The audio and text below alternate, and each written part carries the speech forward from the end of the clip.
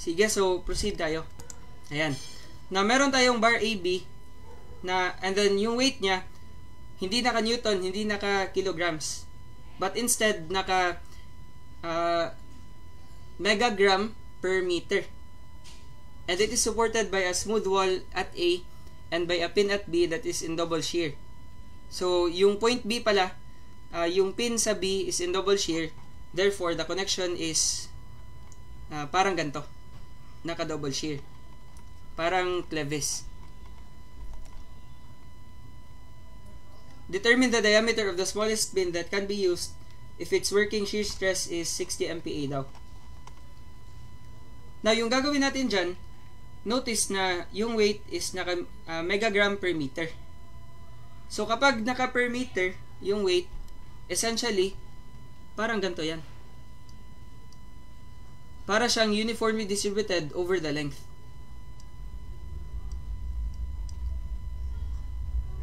But naka-incline yan, so naka-incline din to. But essentially, we only want the resultant.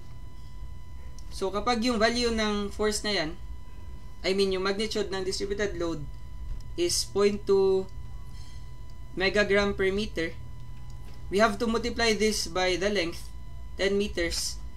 So, ito na lang Ayan, ito yung value ng distributed load. Multiplied by 10 meters, yung length, magka-cancel yung meter. Now, 10 times 0.2, this will give us 2 megagrams. So, yung weight na yan, yan na yung resultant ng distributed load na yan. So, that will act sa centroid.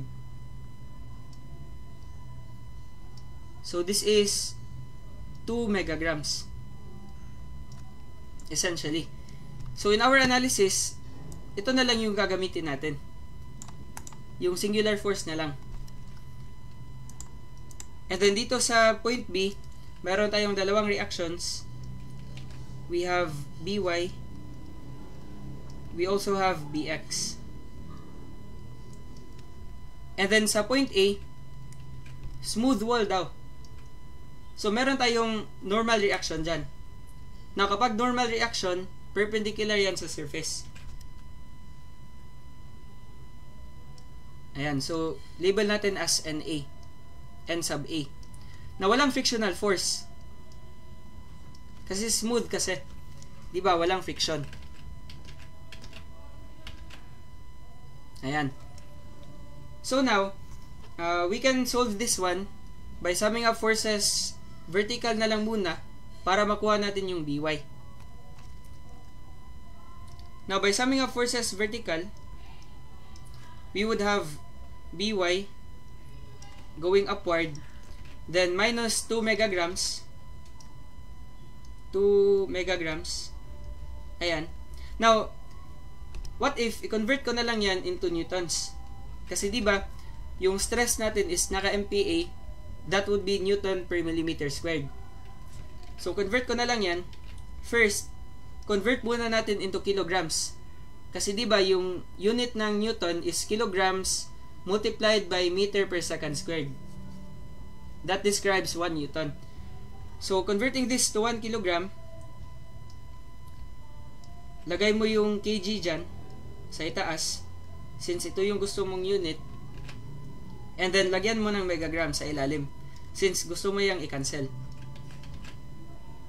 Now, for 1 megagram, ilang kilograms yan? Diba, 1,000 kilograms is equal to 1 megagram. Parang, ang tawag dito, 1,000 kilobytes is equal to 1 megabyte. Parang ganyan lang.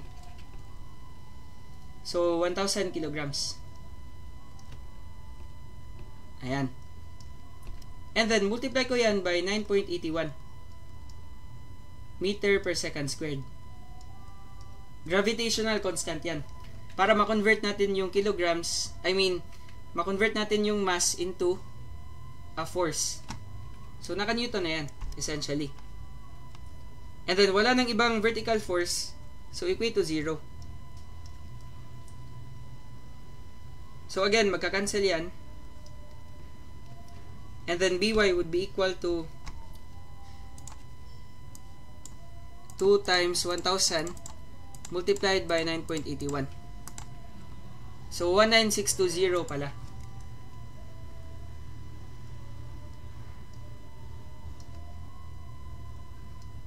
Ayan. And then this is in newtons.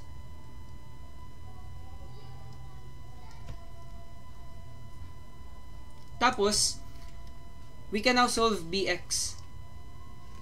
We can solve Bx by summing up moments at point A. So, summation of moments about A.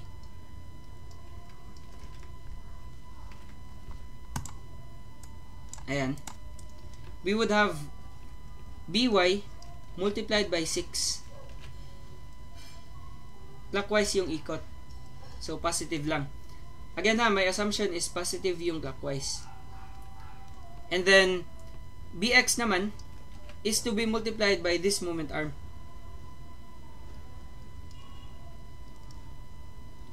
Now, ano yung distance na yan? Diba, this is 10, yan yung hypotenuse, ito naman 6. So, therefore, this is square root of 10 squared minus 6 squared. Galing lang yan sa Pythagorean theorem. So, ano yan? 10 squared minus 6 squared. We have 8. So, the height is 8 meters. Moment arm pala ng Bx is 8. And then, yung ikot niya is pa-counterclockwise. Kapag ito yung hahawakan mo. And then, apply this force. So, minus Bx multiplied by 8. Tapos, meron tayong 2 megagrams. Again na, i-convert na lang natin yan. 2 megagrams equals, ano nga yun? Diba ito? So, this would be 19620. Tapos, naka-newtons. So, minus 19620. And then, ano yung moment arm niya? Diba, nag-a-act yan sa gitna. So, if this is 6, the moment arm would be half of 6. So, going to point A, ayan, align dyan, this is 3 meters. So, multiplied by 3, and then equate to 0. But, alam na natin yung value ng By. By is 19620. Ayan.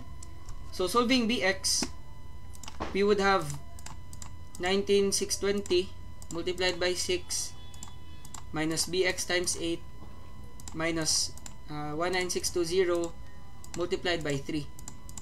So, equate to 0, we would have 7357.5. Ayan.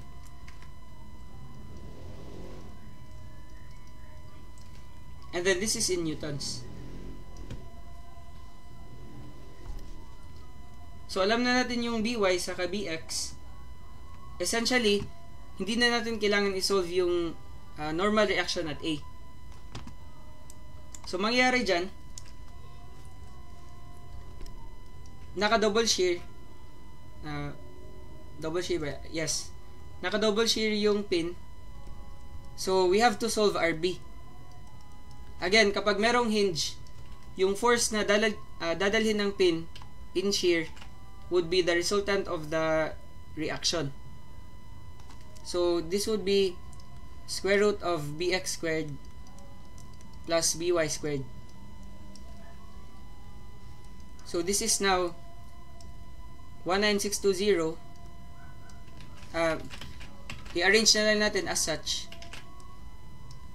Bx yung nauna, so 7357.5 squared and then plus 19620. Ayan. But again, pwede yung mag-interchange. The same lang naman yung lalabas. So, RB would be equal to, store mo na lang yan, shift store, lagay mo sa, let's say, A.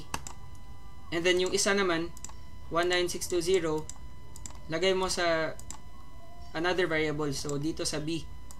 Sabihin natin. then recall A squared plus B squared. Ito yung efficient na way kapag magsosolve ka.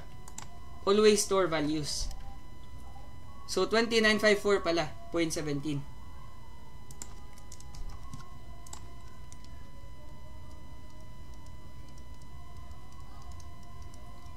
And then this is in newtons. So now, equating the stress equals force divided by area. Our stress is 60 MPa.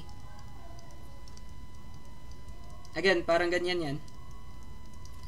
And then equals, the shear force is equal to RB, 2954.17. And then divided by the area. Pero yung area, kailangan natin i-double since, again, naka-double shear.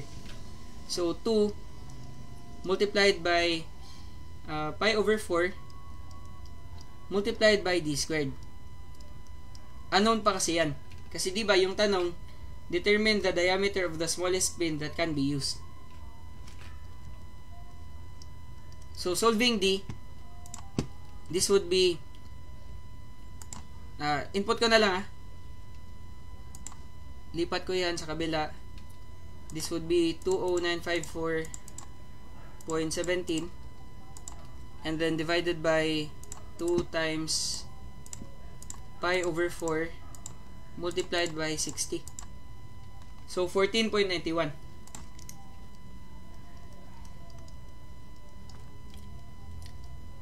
This is in mm.